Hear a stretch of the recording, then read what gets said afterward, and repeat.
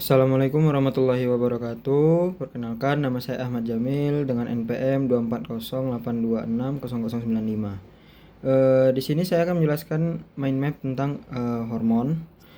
Hormon adalah molekul kimia yang diproduksi oleh kelenjar endokrin dan dilepaskan ke dalam sirkulasi darah.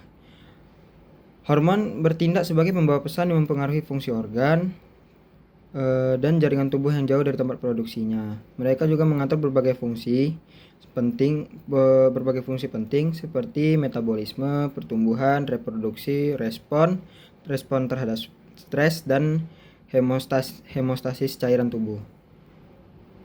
Kemudian saya akan masuk ke klasifikasi hormon. Nah, berdasarkan struktur kimianya, hormon diklasifikasi menjadi 3 kelompok utama. Yang pertama itu ada hormon peptida atau protein, contohnya itu seperti insulin, glukagon, hormon pertumbuhan, dan antidiuretik hormon atau ADH. Hormon jenis ini terdiri dari rantai asam amino dan tidak dapat menembus membran sel, sehingga mereka bekerja dengan cara berkaitan pada reseptor membran dan mengaktifkan sistem second messenger seperti CAM. Nah, kemudian masuk ke jenis hormon yang kedua, yaitu hormon steroid. Hormon steroid termasuk estrogen, testosteron, kortisol, dan aldosteron. Hormon ini bersifat lipofilik sehingga dapat menembus membran sel. Setelah masuk ke dalam sel, mereka berkaitan dengan reseptor intraseluler dan mengatur transkripsi gen di dalam inti sel. Kemudian masuk hormon klasifikasi yang ketiga, yaitu hormon derivat asam amino seperti tridothironin atau T3, kemudian tiroksin atau T4, adrenalin, dan melatonin. Hormon ini berasal dari modifikasi struktur asam amino tertentu seperti tirosin atau triptofan. Mereka bersifat hidrofobik atau hidrofilik, tergantung jenisnya, dan memiliki cara yang bervariasi. Kemudian kita masuk ke kelenjar endokrin dan hormon yang dihasilkannya. Sistem endokrin terdiri dari beberapa kelenjar utama, contohnya itu seperti hipotalamus, hipofisis, kelenjar tiroid, kelenjar paratiroid, dan kelenjar adrenal dan pankreas, gonad, kelenjar pineal, dan lainnya. Baik, di sini mungkin saya tidak akan menjelaskan begitu banyak. Mungkin dari hipotalamus.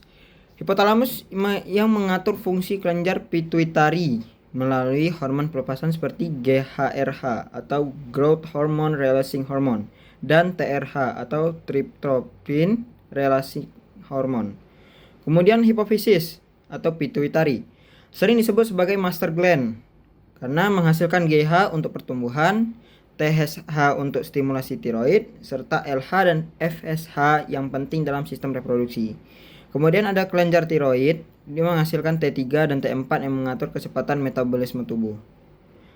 Kemudian ada kelenjar paratiroid, menghasilkan hormon paratiroid PTH yang mengatur kadar kalsium dalam darah.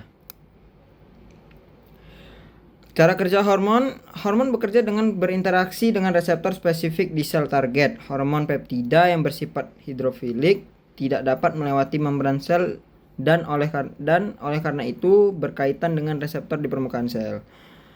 Interaksi ini mengaktifkan sistem second messenger yang memediasi respon intraseluler. Sebaliknya, hormon steroid yang bersifat lipofilik dapat dengan mudah menembus membran sel dan berikatan langsung dengan reseptor di sitoplasma atau inti sel. Kemudian fungsi hormon memiliki fungsi yang sangat luas dan vital bagi tubuh.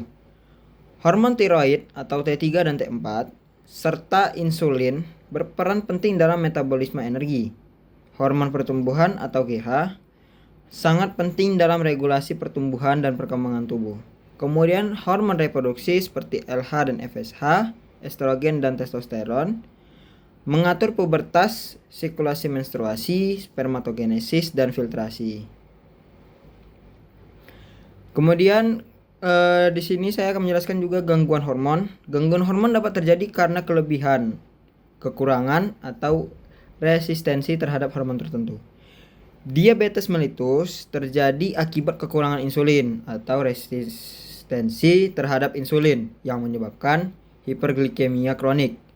Kemudian ada hipotiroidisme disebabkan oleh produksi hormon tiroid yang tidak cukup, menyebabkan metabolisme lambat, kelelahan, dan kenaikan berat badan.